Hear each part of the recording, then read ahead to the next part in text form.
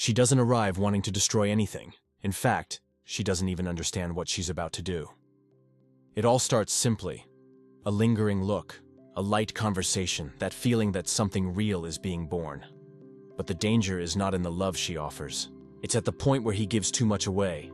When a man gives up his emotional power and puts everything in the wrong hands, the end has already begun, and he hasn't even realized it yet. And the scary thing is that this happens more often than you think. Want to understand why and how to avoid falling into this kind of emotional trap? So sign up now, because what comes next will change the way you see love. The enchantment, it all starts in an almost magical way. She doesn't suddenly approach. First, she observes. She remains silent, studying every gesture, every word, every detail he reveals without realizing it. She notices when he smiles to hide his insecurity. She understands when he speaks firmly, but is trying to hide the fear of not being enough. And then, with an almost hypnotic calm, she begins the game.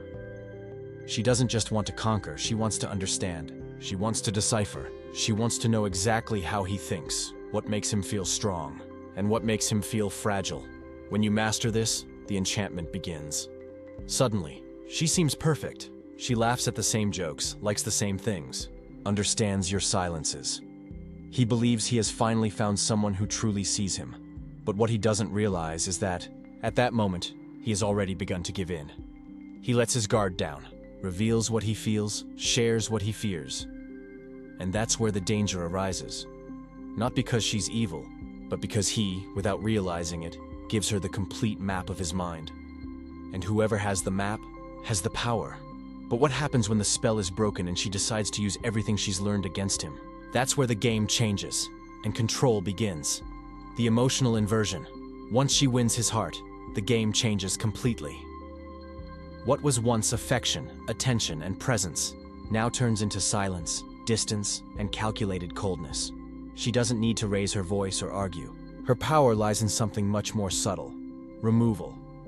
One day she'd inundate him with messages. The next she'd barely respond. Before, his eyes were shining. Now they seem indifferent, and this contrast is what drives man mad. He begins to ask himself, what did I do wrong? And he tries in every way to regain that warmth he once felt. But the game has already changed. Every look from her becomes a reward. Every kind word, a rare prize, and the more he tries, the more she controls him, without having to say a single word. He begins to live in order to please her, to be accepted, to recover what he lost. This is how emotional dependence arises. When a man no longer seeks love, he seeks approval, and when that happens, he doesn't realize it, but he's no longer the one leading the relationship. But what does she do once she has full control? That's where the colder side emerges. Power disguised as love. The invisible manipulation now. Love stops being love and becomes a tool. She learns to use it like someone playing a silent game, where every gesture has a purpose. When he does what she wants, he receives affection, care, attention. But when she questions, when she tries to assert herself, she changes her tone. The gaze grows cold, the words disappear. The silence becomes punishment. It's a subtle, almost imperceptible control. She smiles, but the smile comes with a condition. She praises him, but only when he fits the role she created for him. And when he tries to deviate from this script, the contempt comes, calm, calculated, painful. Little by little, the man stops noticing what is happening. He believes the problem is with him, that you need to change, make an effort, be better to win back the love that was once natural. Without realizing it, he becomes someone who lives to please, to avoid conflict, to not lose the little affection he still receives. What was passion becomes dependence. What was surrender becomes submission. And what was he begins to disappear. But the scariest part is what comes next. When she realizes he's already lost who he was, and yet he's still fighting to prove his worth. The destruction of self-esteem. A man is not destroyed when he is betrayed. He is destroyed when, little by little, he loses his own essence trying to be what he never needed to be. Enough for someone who never valued him. And the cruelest thing is that this doesn't happen explosively. It happens silently. A toxic woman doesn't scream. She doesn't need to humiliate in public. She uses invisible weapons, subtle comparisons, criticism disguised as advice, calculated absences. One day he praises you. The next, he makes you feel incompetent. She walks away when he needs her, and reappears just as he begins to pull himself together. This constant coming and going leaves him confused, vulnerable, and above all, needy. He begins to live in a cycle of guilt and hope. She believes that if she tries a little harder, she will be back to her old self. But the truth is, she trained him to doubt himself, and when a man begins to doubt his own worth, he becomes easy to control. Now, love does not liberate, it imprisons. He no longer seeks happiness, he seeks relief. And what he calls peace is actually the constant fear of losing what little he has left. But there is something even crueler than seeing your self-esteem destroyed. It is carrying the guilt for something you never did. The guilt that binds you even. After everything, the manipulations, the lies, the humiliations, he still feels guilty. Not for her, but for himself. Guilt for not being able to make her happy. Guilt for believing too much. Guilt for still feeling love, even though he knew it was destroyed by it. It's a silent guilt that eats away at you from the inside. He constantly asks himself, what if it was my mistake? What if I had acted differently? But the truth is simple and painful. He did not fail to love. He was taught to believe that true love is enduring pain, that patience changes people, that persistence is proof of character, and that belief keeps him stuck, even when she's moved on. He becomes a prisoner of a feeling he should free. He keeps trying to understand where he lost his way, without realizing that the answer was never within him.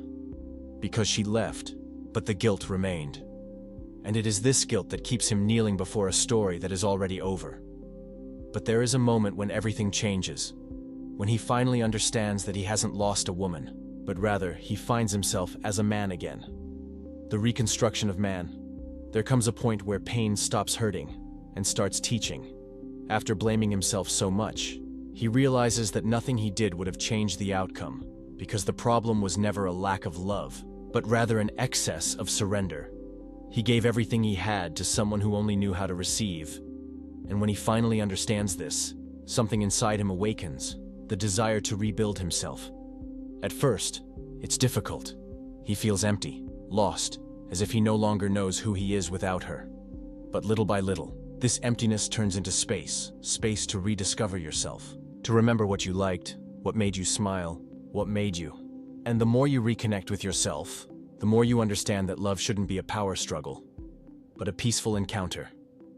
Little by little, he walks upright again, his gaze firm, his voice confident. Not because he wants to prove something, but because he learned what no one ever taught, that self-love is not selfishness. It is survival. And the best revenge against those who tried to destroy you is to simply become unshakable.